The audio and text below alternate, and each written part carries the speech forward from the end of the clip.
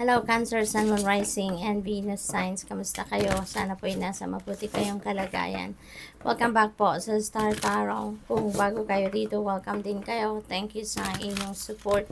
I truly appreciate it. God bless you all, Cancer.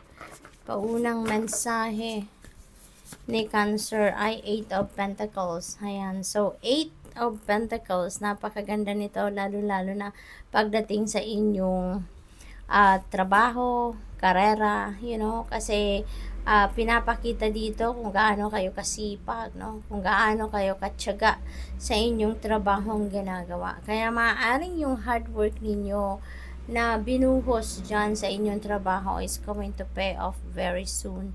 Maaaring kayo ay mabigyan dito ng reward, no?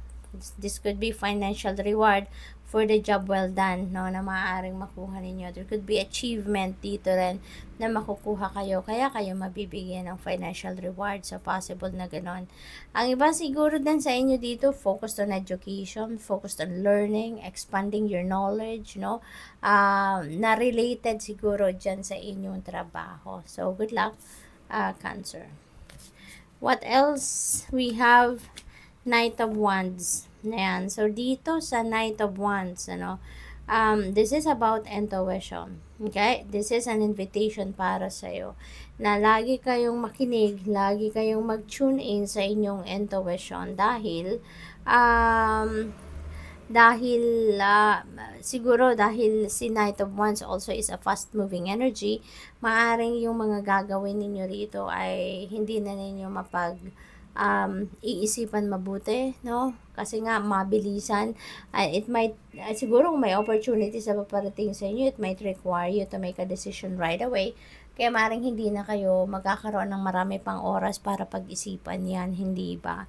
Kaya ayan, use your intuition, follow, no, or listen and follow what your intuition is telling you. Okay, Cancer, para nang sa gayon, you will still be on the right track. What else? We have the Empress energy. This is a very abundant and prosperous energy.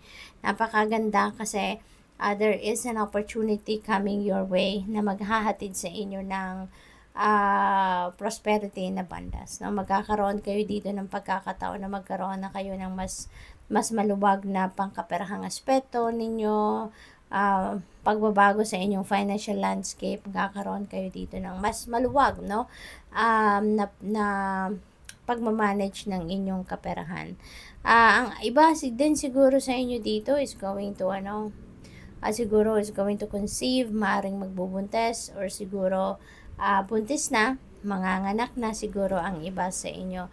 And kung hindi man ganon ang inyong sitwasyon, then don't take the message, because for sure that's not for you.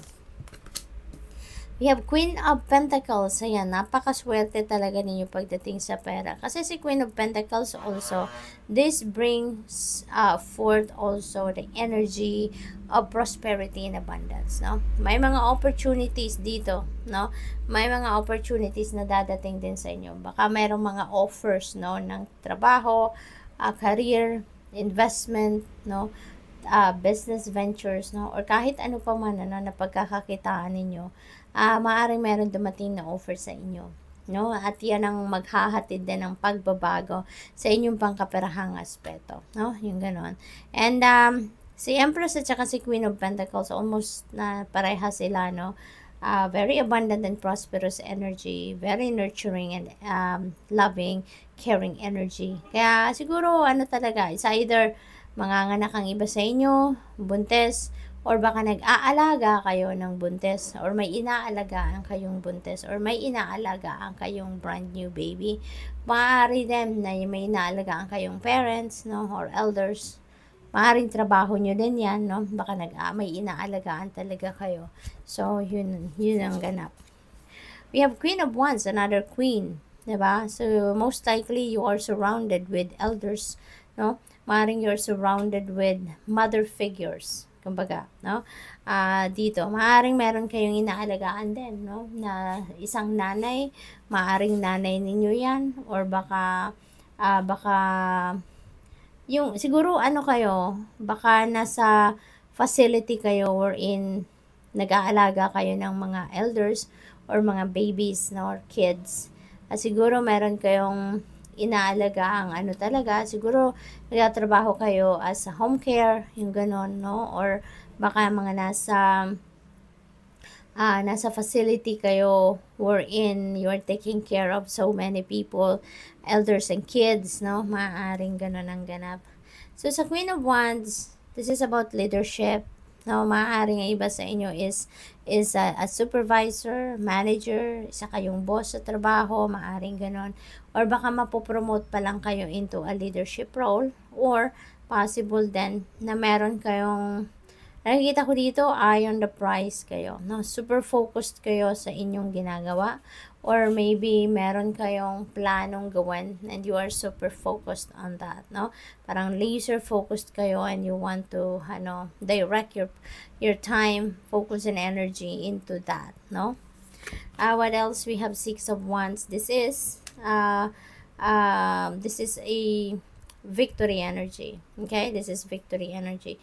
This is triumphant energy, Cancer. So maybe ang iba sa inyo is magkakaroon ng promotion, no, sa trabaho. Maaring ito yung tagumpay ninyo, maaring ito yung matagal na ninyong minimithi na posisyon, no, sa trabaho. So possible yan. Probably then baka meron kayong mga nilalakad na papeles, meron kayong mga inaasikasong applications, at maaring makuha nyo na yan, ma-approve na, ma-send na sa inyo yung mga resulta, and that could also be your success, no?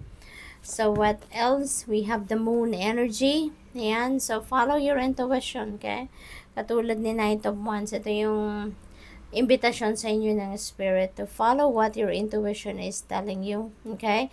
Follow what your intuition is, yun yung binubulong sa inyo. Kasi ito yung ninyo, ito yung gabay para sa inyo ng Divine Universe, no? And even dreams, no? Pay attention to your dreams, Cancer. Kasi nandiyan din yung ninyo, nandiyan din yung gabay para sa inyo, okay?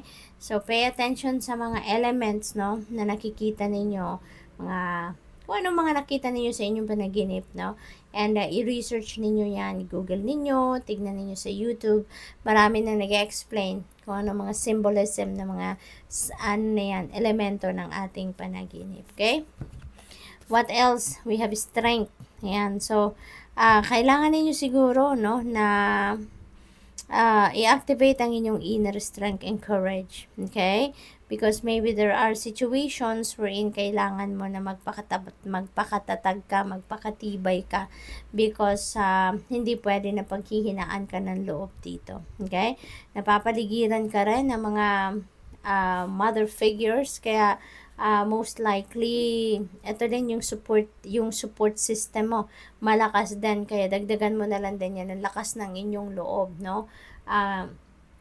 At kung ano man ang mga sitwasyon, difficult situations na maaaring nai-encounter mo or may encounter mo, huwag kang mag-alala. You have that strong support system, no?